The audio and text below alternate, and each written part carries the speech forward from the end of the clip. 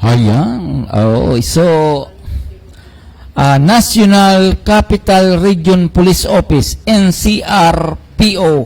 Ayan. Opo, so, doon po sa atin mga kababayan, makikita po natin yung pong pinalabas po natin sa screen. Yung po ay mga direktore ng NCR.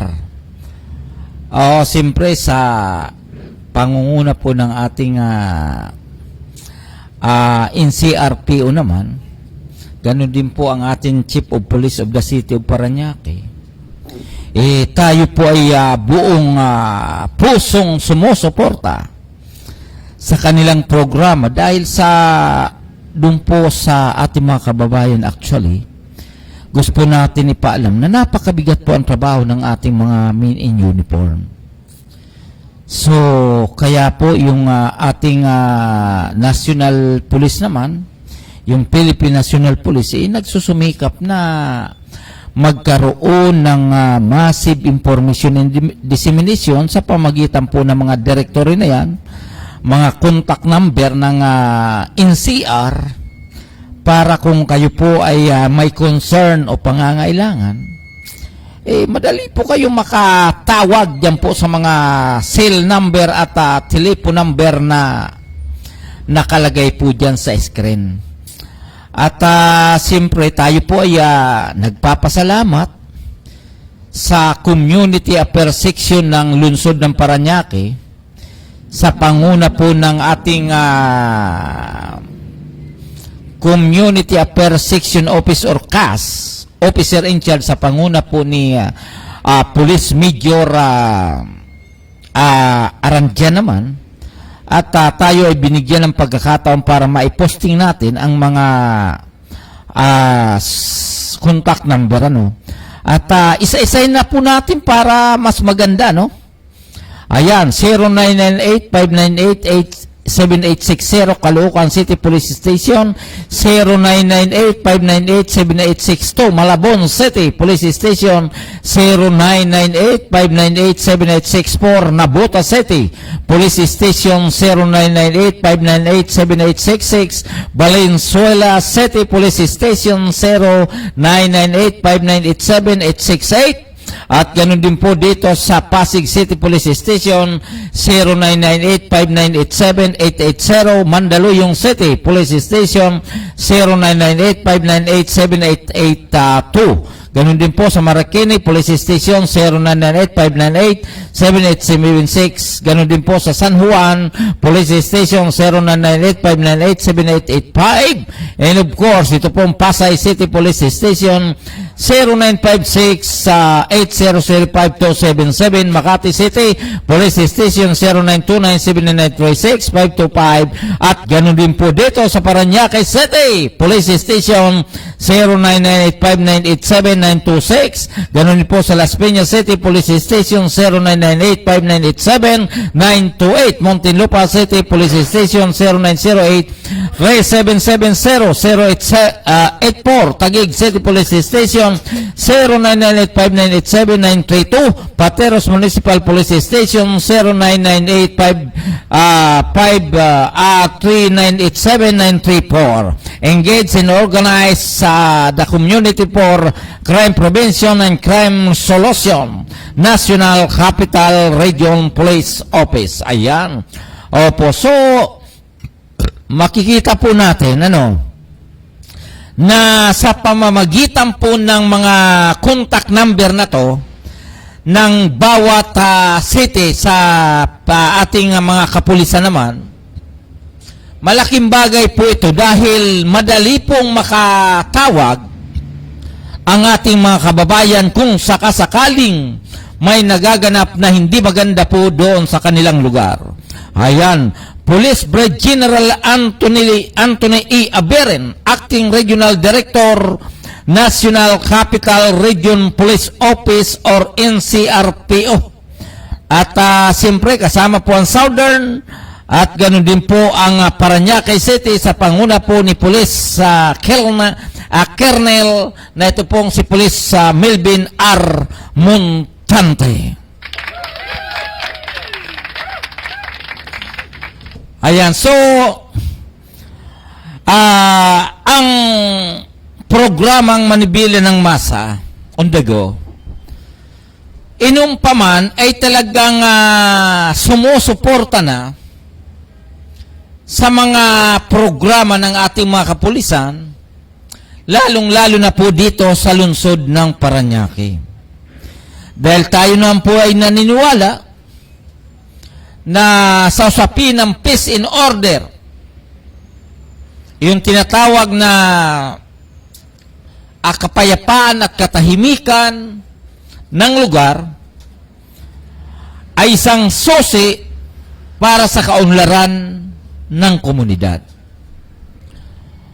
Every now and then naman, sinasabi po natin na yung pong mga pasaway o yung sabihin po natin yung pong mga gumagawa ng hindi maganda ay hindi po ito masasawata kung wala po ang ating mga mini uniform sa ating komunidad. Opo, di ba? Yun naman po talaga ang katotohanan yan. Sabi nga po nila, kapag walang daga, kapag walang pusa, gumagala ang daga. Di ba? Nakakabilo sila kung saan gustong pumunta dahil walang bantay. Walang kinatatakutan. Pero kapag may pusa, nagtatago ang daga. Yun naman po ang totoo niyan. So, yung pong mga masasamaan loob, ay may tuturing natin na sila po ay mga masasamaan loob. Di ba? Ito pong si Mi de la Cruz. Regards ko po kayo. At Mi de la Cruz, magandang gabi po sa iyo. Ganon din po ang tanggapan ng Parañaque Police sa panguna po ni Police Colonel Melvin Armontante. And of course naman, ang ating community affairs section sa panguna po ni Police Major Esther Arandia. At siyempre regards po natin yung pong mga ating mga substation commander mula po sa substation 1 hanggang sa substation 8. Ganon din po ang ating dating masipag, mabait at talagang maasahan na dati pong community affairs section na ito pong si Police Captain Dijay naman. So regards ko po kayo. At siyempre regards po natin yung pong ating kasama na ito pong si Chief Police, ito pong si Major Juliper Gonzaga ng Values Formation, Spiritual Transformation, na siya po ay kasama natin dito po sa Parañaque Net Radio Worldwide.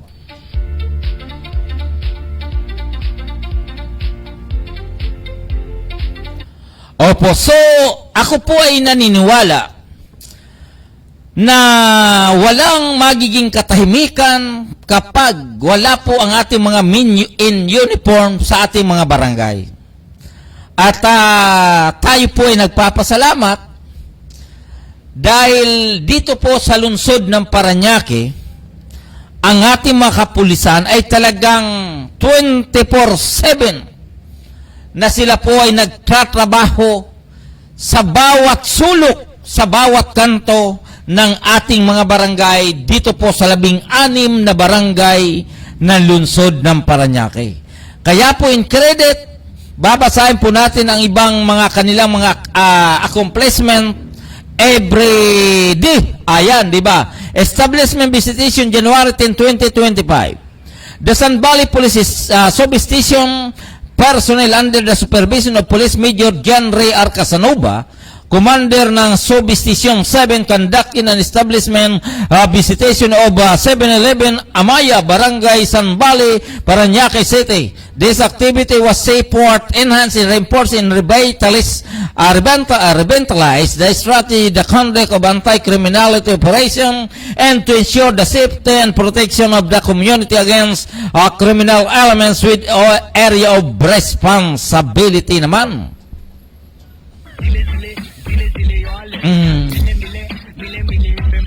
Alam niyo po, doon po sa ating mga kababayan, gusto po natin ipaalam, na ang substation 7, sako po nito ang Barangay San Bali, ganun din po ang Barangay Merbil. At sa kasalukuyan ay ito po ay pinamumuno ni Police Major John Ray R. Casanova. At batid po natin na ang kanilang performance naman pagdating sa usapin ng peace and order ay talagang hindi po ito matatawaran. Opo, so ano yung pong lingkod, gusto ko pong ipaalam sa inyo, before I became, I was transferred and Public Information Office of the City of Parañaque, I was became the CBDRP Officers of District 2, na kung saan ang inyo pong lingkod ay hawak po ang ang 8 barangay ng lungsod ng Parañaque mula po sa barangay San Antonio, Bayfroms, Marsilio-Green, San Martin de Porres, Don Bosco, Monwalk, Merbil at ganun din po ang San Bali. Opo, na kung saan sa usapin ng ipinagbabawal na gamot dahil ang inyo pong lingkod ay dating kasama sa Parañaque Anti-Drug Abuse Officer PADAW, na kung saan ang inyo pong lingkod ay naatasan na maging CBDRP officer ng distrikto.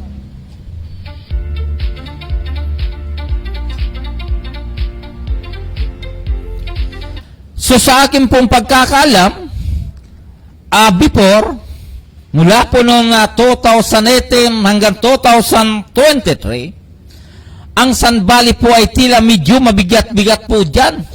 Dahil isa po ito sa may marami pong drug poser at isa rin po ito sa mas marami rin pong tinatawag na drug user.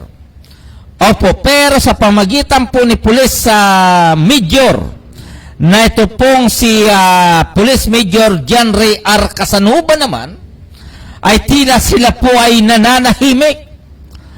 Dahil sila po ay talagang inuosig. Dahil batid po natin na yung pong illegal na droga ay ito po ay nakapaloob sa 7 tinatawag na 9165. Yung tinatawag na Republic Act 9165, yung tinatawag na Dangerous Drugs Acts, na kung saan ay mabigat po ang penalty kapag kayo po ay na-involved sa pinagbabawal na droga.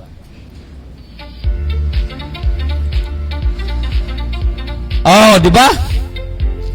Kaya po doon po sa mga illegalista, lalong-lalo na po yung involved sa pinagbabawal na droga, may panahon pa para po kayo magbago.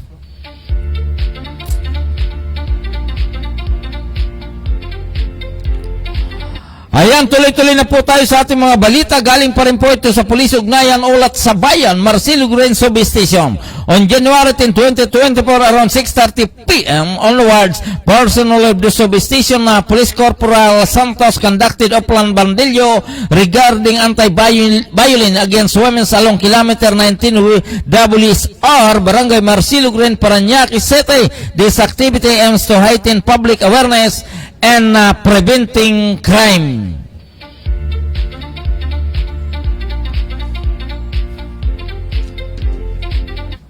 Opo, so batid po natin ito ay mandato, order po ito,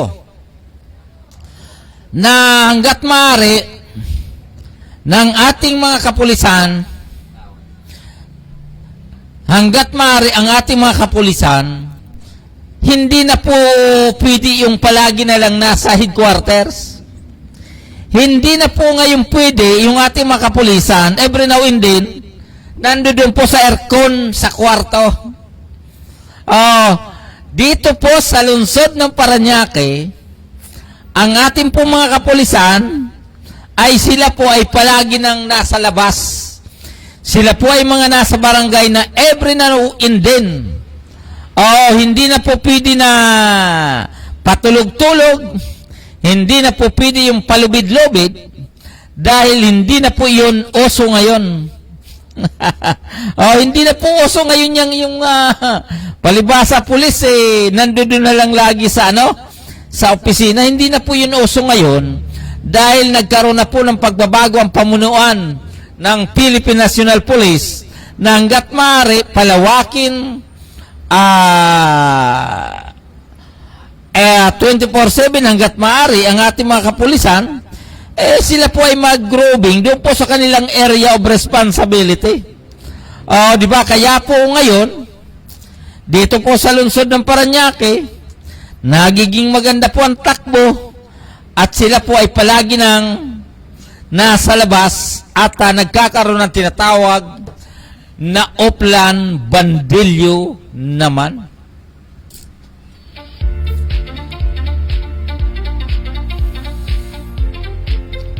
Di ba? So, yung maganda pong palatandaan niya, napakaganda pong palatandaan.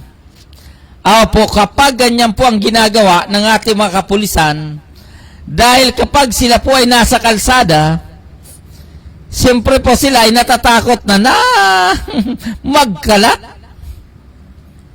Natatakot na po sila na pumunta kung saan dahil ang ating mga kapulisan ay nandoon na po nagbabantay sa kalsada. Di ba? So, yun po ang magandang yun po ang magandang palatandaan kapag ang ating mga kapulisan, ang ating mga uniform ay nasa kalsada na. So, yung pong mga pasaway na gustong gumawa ng illegal,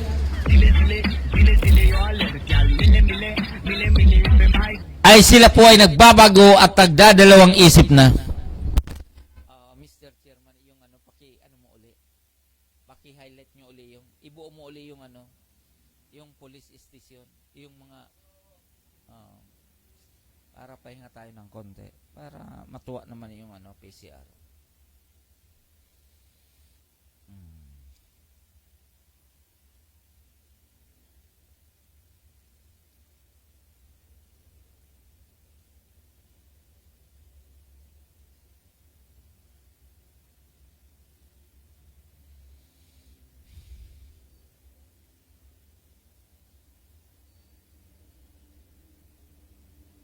Ayan.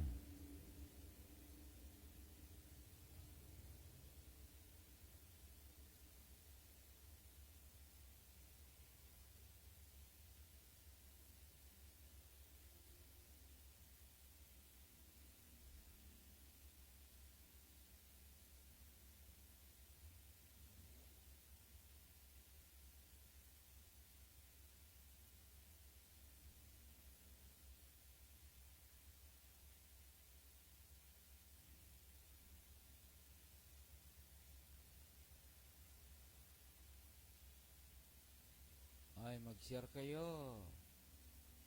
Aba, manager. Kita mo na yan, sinasabi ko. Wala.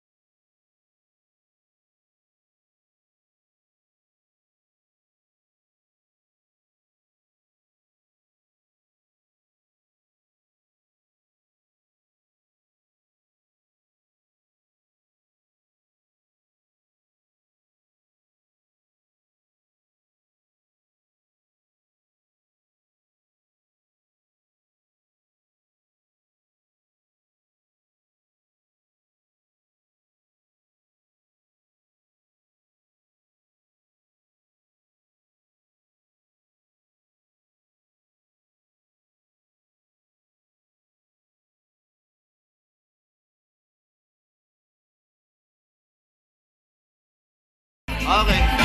Picture muna. Tingin muna. 1, 2. Okay, smile. Put na malupitan. Okay. Okay. Blow na.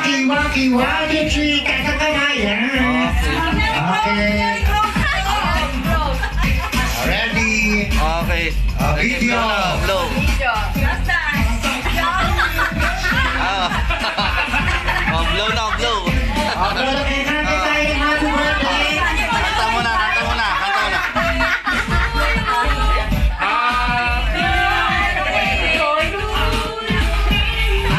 birthday. Happy birthday. Happy birthday to you. Oh, blow. Oh, make a wish. Okay.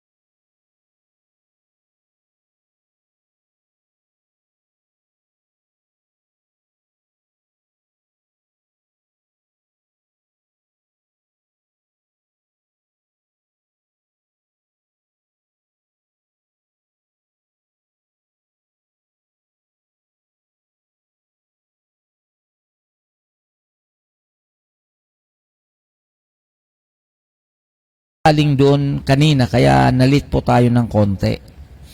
Oh, so sana doon po sa mga nag-celebrate po ng birthday, binabati po namin kayo ng happy birthday. Sana bagamat ngayon na kanina inabusog niyo po kami at talaga naman ay sabi nga po nila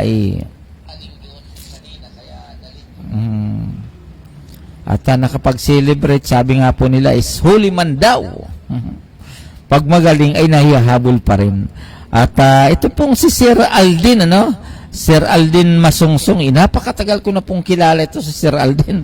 Alam ko po, 2014, kilala ko na po ito. Siya po ay nasa Community Affairs Section ng Lungsod ng Parañaque ng ating Philippine National Police. Regards ko po kayo. Sabi nga po ni Sir Aldin Masungsong at Chess Ladimura. Regards ko po kayo, ma'am. Ito pong si Ma'am Midi La Cruz. Regards ko po kayo.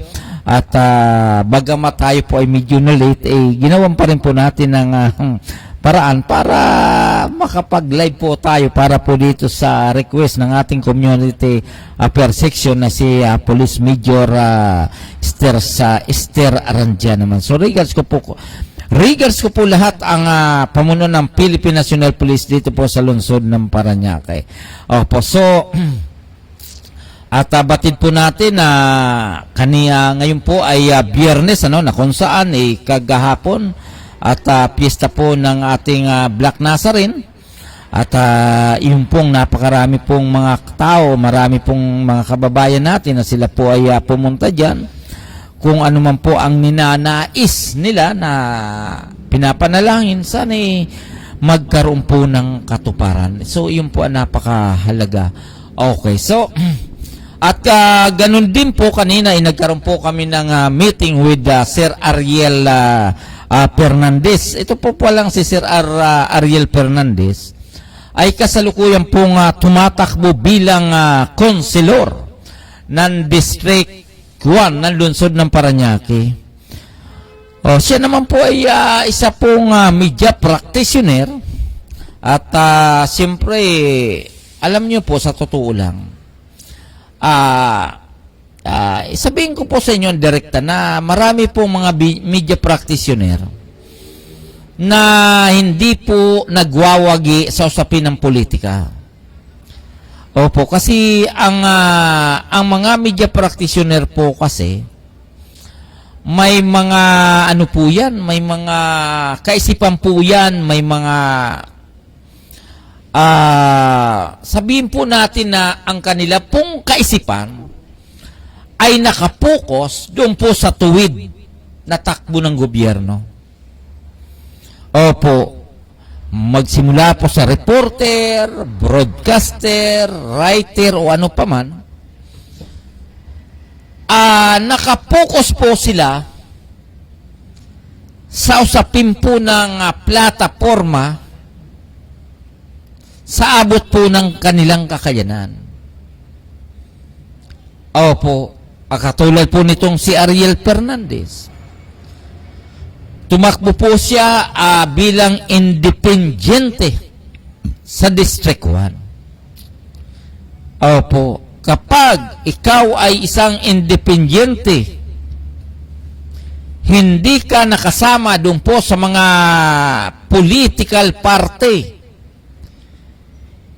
hindi ka nakasama doon sa mga malalaking political organisasyon, medyo mabigat na po ang laban. At bago po tayo magpatuloy, regards po natin itong si Mantaring Anghelo, at siya po ay kasama po natin sa Unit 6, Media Patrol, at ito po ay kapitbahay natin. Regards po ko po. At ganun din po itong si Mi de la Cruz, pasyatot kay Sir Aldin Masongsong, at ganun din po kay Chesa Ladimora. Regards ko po kayo. At ganun din po itong si Jolibera Gonzaga. Ba talaga ito si Jolibera? Bigatin po ito. Talagang major daw po ang kanyang posisyon sa values formation, na kung saan ang inyo pong lingkod before focus on media, I was became members, officers of values formation, spiritual transformation, martial naman. Po, sumatagal po ako dyan dahil tayo po ay pioneer. Mula po doon sa Media Patrol, sa ilalim po ng ating dating broadcaster na si Brother Flor, nang siya po ay umuwi doon po sa Bohol, iniwan po ito sa ating, sabihin po natin na sa ating idol naman, na si Pulis, ito pong si Sir Amatorio naman, na kung saan siya na po nagpatuloy ng tinatawag na values formation, spiritual transformation, at tayo po ay napunta doon sa martial naman. Okay, so at bilang kasama, ito pong si Chief Joliver Gonzaga, congratulations. Sabi nga po, kapag kung ano po ang nakaatang sa ating balikat, kung ano ang responsibilidad na inatang sa atin, ibatid po natin na magagampanan po natin yan sa pamagitan po ng pahintulot ng dakilang lumikha. So, manalangin po tayo lagi. Ayan. Okay, so doon po sa ating mga kaibigan, Luzon, Visayas at Mindanao, ang oras po natin ngayon ay ganap na pong 10:30 ng gabi. So magtatanong po kayo kung bakit nalit po ang inyong lingkod. Dahil ako po ay may pinuntahan pa na yung buntot po nung holiday, buntot po ng Christmas holiday, bagong taon. Pagkatapos ngayong buwan, nagkaroon po ng 4 na birthday celebration ng ating kasama dyan po sa Public Information Office. Opo, kaya nagkaroon po ng birthday and extension of holidays, na kung saan dumalo po ang inyong lingkod. Dumalo po ang inyong lingkod. So, kaya lang may kasabihan, huli man daw kung magaling, ay nahihahabol pa rin.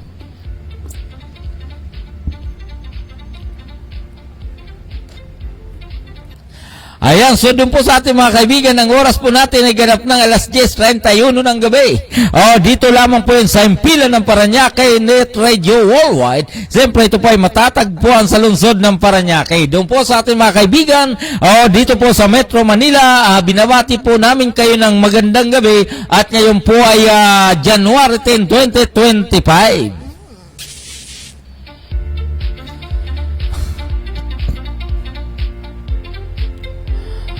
At siyempre, doon po sa ating mga kababayan, dyan po sa lugar ng, dyan po sa Region 5, lalong-lalo na po dyan sa lugar ng Camarines Sur. Regards po natin alam ating mga kababayan natin dyan po sa lugar ng Tigaon, Camarines Sur. Ganun din po yung ating batch 1987 na sa kasalukuyan ay tila nagkaroon po ang ating, nagkaroon po ng sa kasalukuyan ay nasa himlayan ng ating banig ng himlayan. Ito pong ating principal naman na ating batchmates na ito pong si Mercedes Cuerdo dyan po sa lugar ng taga sa San Jose Camarines Sur. Sana magpagaling po kayo, and of course regards po natin ang ating mga classmate dyan po sa lugar ng San Jose Camarines Sur.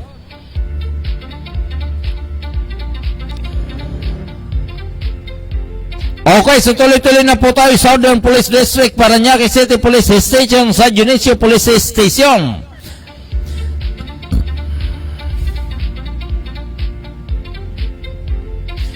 On January 10, 2025, about 10:40 a.m., under the leadership of Police Colonel Melvin R. Montante of Chief of Police of with the direct supervision of Police Melvin Arvin J. R. De La Cambra, Commander ng Substation 4, lead by Police Captain Luis D. Gasingan. Talaga itong si Junior, matagal na natin nung kilala. Deputy Commander Substation 4 with Police Sergeant Baldomino conducted establishment visitation and ugnayan dialogue with the duty of security guard at China Bank located along Dasa, Barangay San Isidro, Parañaque City. This activity was conducted to monitor the peace and order situation to preempt the concurrence of any illegal activities with area of responsibility. Ito po ay sa Substation 4 sa ilalim po ng pamuno ni Police Major Arvin J. De La Cambra. Ganon din po ito pong si Police Captain Luis D. Gasingan Jr. naman.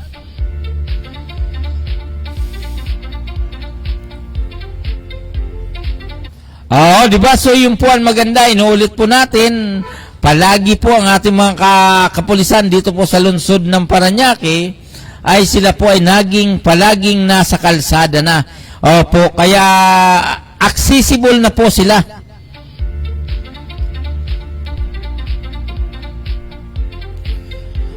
At ganun din po, tuloy-tuloy pa rin po tayo. Ito po ay galing pa rin po sa Police Ugnayan Ulat sa Bayan on January 10, 2025 at about 12:50 p.m. onwards under the leadership Police Colonel Montante Quezio PPS-3 with the direction supervision of Police Arvin J. De La Cambra, Commander Substation 4, personnel of the Police Substation conducted Oplan Bandillo Anti-Rape along Bonifacio Street, corner Naiya Avenue, Barangay San Dionisio, Parañaque City. This activity aims to heighten public awareness and preventing crime.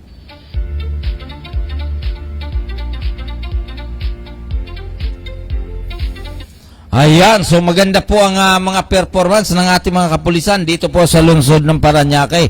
Palakpakan po natin. Ayan, so tayo naman po ay gusto po natin linawin na ngayon po ay January 10 na. Kahapon tinalakay na po natin yung pong problema dito po sa proyekto ng Cavitex. Diyan po sa lugar ng Kaingin Iskara, diyan po sa Santo Niño naman. Sa kasalukuyan po kasi, medyo nagiging mainit na po ang nagiging sitwasyon. Dahil po ang ilan sa ating mga kasama o kapitbahay ay talagang nahirapan na po dyan sa lugar. Dahil pagdating po ng ulan, ay talagang sila po ay hirap na dahil pinapasok na po ang kanilang bahay. Pinapasok na po ng tubig dahil nga po sa hindi magandang drainage diyan po sa lugar dahil natambakan na po nung proyekto ng Cavitex, ganun din po ng C5. Oh, so siyempre aangal yung pong ating mga kabarangay dahil sa sino man ang gugustoy na habang nandiyan ka nakatira, yung flooring mo ay puno ng tubig dahil wala na pong madaanan yung tubig dahil sa yung pong mga drainage ay tila barado na dahil sa proyekto.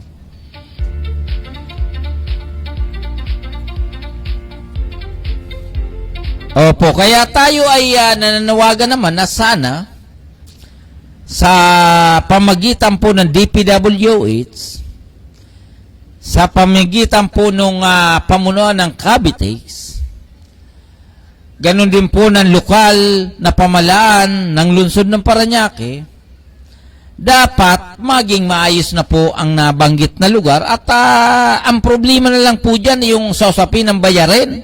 Magbayad na kayo!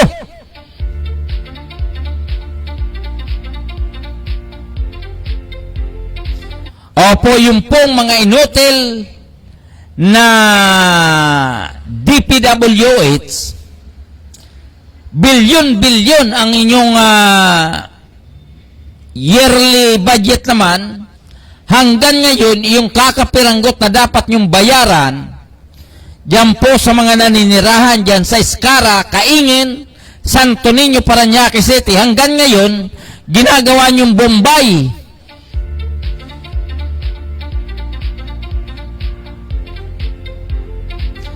Oo, utay-utay.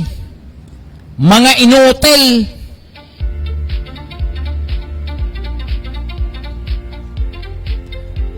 Banat kayo ng banat, 2016 pa yan, 2024 na ngayon, or 8 years ago, hanggang ngayon, wala pa kayong bayad.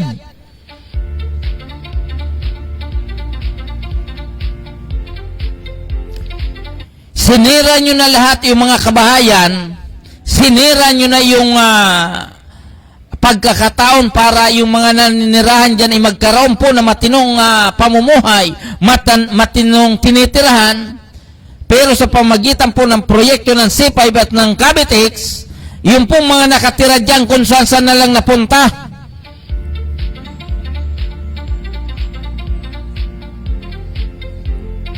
Pagkatapos, hinihintay nyo pa hanggang ngayon, yung pong nakatira dyan, kinakain na ng lamok, kinakain na ng daga, iba't ibang uri ng sakit nararamdaman ng mga nakatira dyan, mga inutil talaga.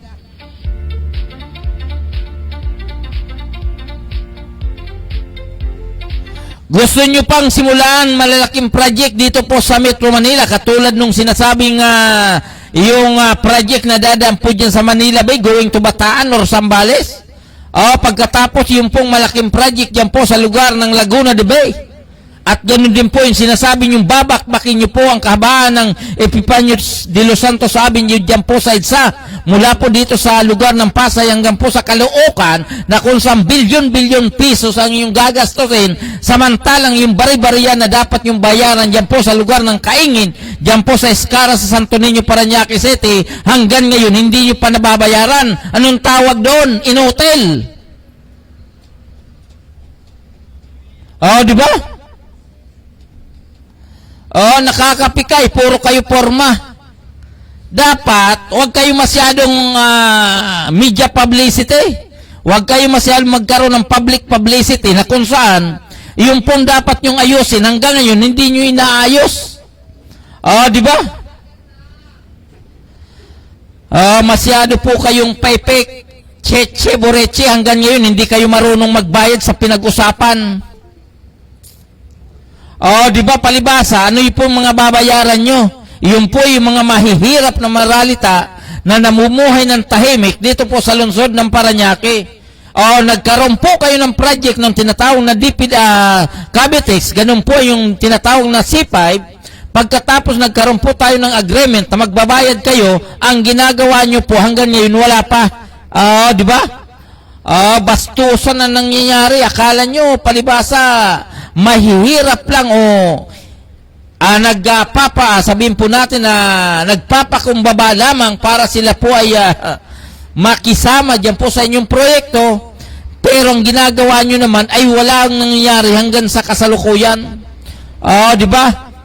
Masyado po kayong, masyado nyo pong minamaliit, masyado nyo pinapabayaan. Yung pong mga nakatira dyan po sa lugar ng Iskara, dyan po sa Kaingin.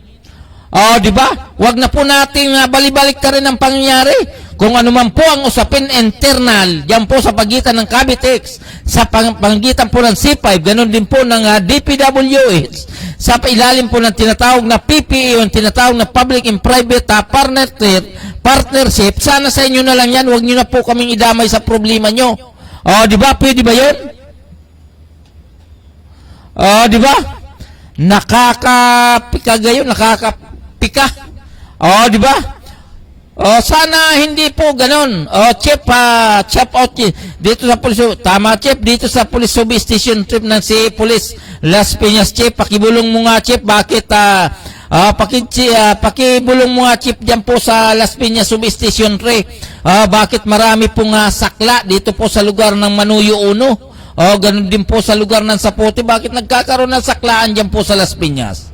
Pakibulong mo nga, Chip, baka kung pwede. Sa Manuyo 1, Kamod, Chip, malapit sa barangay, nagkakaroon ng sakla, Ibrinaw hindi. Ganun din po, regas na po natin kay Police Captain Jill Ray Anos, kay Police Borse, kay Police Lieutenant Corpen, kay Police Master Sergeant De La Cruz, kay Police Master Sergeant Bulisles, kay Police PTSD, Police Reyes. So, Chef, pakibulong mo nga po kung sakaling mapunta kayo dyan sa lugar ng substation. Pakibulong mo nga, bakit nagkakaroon ng illegal na sugal dyan po sa Manuyo 2? Ganun din po sa lugar ng tila nagkakaroon. Pakibulong mo lang, baka hindi nila alam. Di ba? So, regards po natin, ganun din po siya, Richard po na shoutout po natin si Galang Rider, si Buddy De La Cruz, Joliver Gonzaga, regards po natin yung pong manasa online. So, ano nyo pong lingkod, kaya tayo po ay umiinit. Dahil hindi na po simple ang pagtitiis nung mga nakatira po dyan sa lugar ng Iskara, ganun din po sa Valenzuela, dyan po sa lugar ng Kaingin Road, Santo Niño. Di ba? Wala pong problema sa barangay. Wala pong problema din sa mga nakatira. Wala rin pong problema sa local government unit. Ang problema na lang po, yung sa pagitan po ng DPWH, ganun din po ng Cavitex, yung po ang problema di ba? Kami nga po pumayag na daanan ng proyekto. Yung pong aming mga maliliit na tahanan ay dadaanan nyo po, sisirain. Dahil sa usapin na kayo po ay magbabayad sa usapin ng improvement, pero hanggang ngayon, halos 8 taon na, hanggang ngayon wala pa. Di ba? Tingnan nyo po yung gaano kagarapal, gaano po kapabayaan DPWH sa usapin ng kanilang mga proyekto. Samantalang marami pong kalsada na hindi pa naman po dapat bakbakin, pero binabakbak na po nila. Sa anong dahilan? Magkano po ba? Di ba?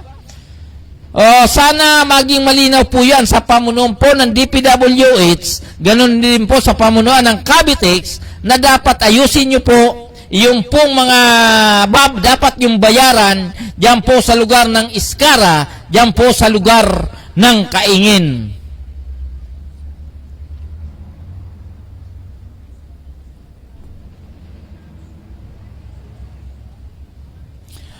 Di ba? Kailangan po natin na manawagan sa pamunuan DPWH. Kailangan po natin manawagan sa pamunuan ng Cavitex, ng kailangan ng mga nakatira dyan, magbayad na po kayo kung anong dapat yung bayaran. Di ba? Nakaka-high blood, nakakapag yung papaminsan-minsan di ba? Sana doon po sa mga taga-Cavitex, huwag na po kayo masyado magdrama. Akala nyo, ang proyekto nyo napakaganda. Hindi nyo man lang po iniisip na may mga tao naghihintay ng inyong bayad. Hanggang ngayon, hindi nyo pa rin po na babayaran. Sana para maganda na maging takbo ng inyong proyekto, bayaran nyo na po yung mga nakatira dyan po sa lugar ng kaingin. Yun lang naman po ang problema para matapos na yan Kos-kos, balungos pa kayo. Halos walang taon na yan na pinoproseso hanggang ngayon wala pa rin nangyayari. Wag po kayong maging tawag doon. Wag po kayong maging tulunggis. Di ba?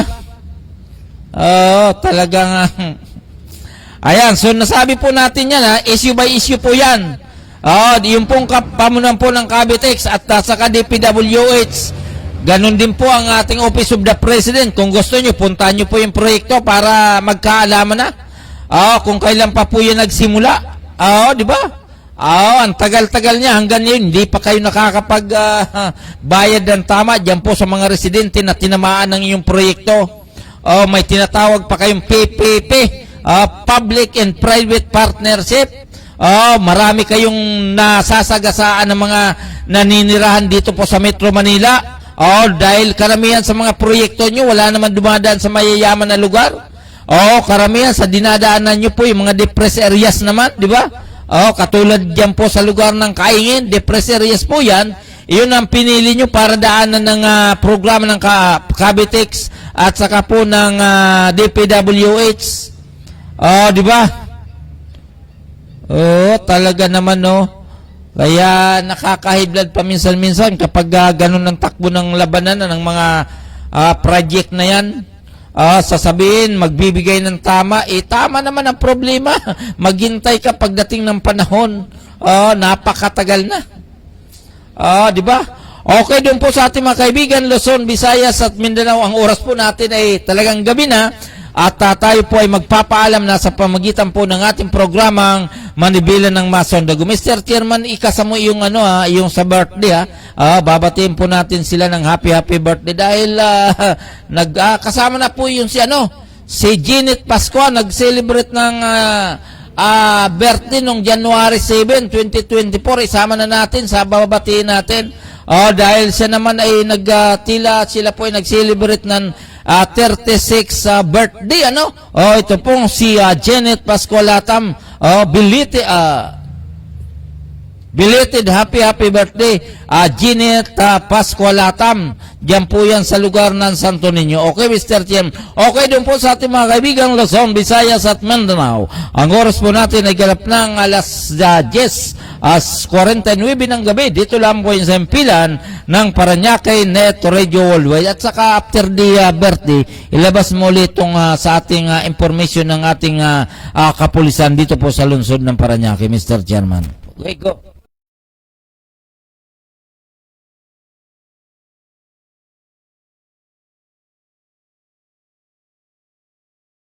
Okay.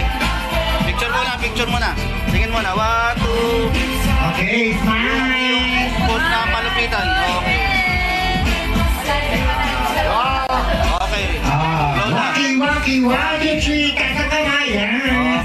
Okay. Ready. Okay. Video. Blow.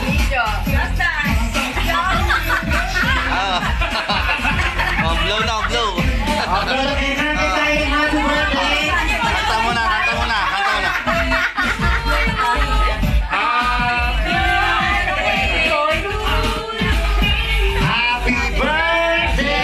Happy birthday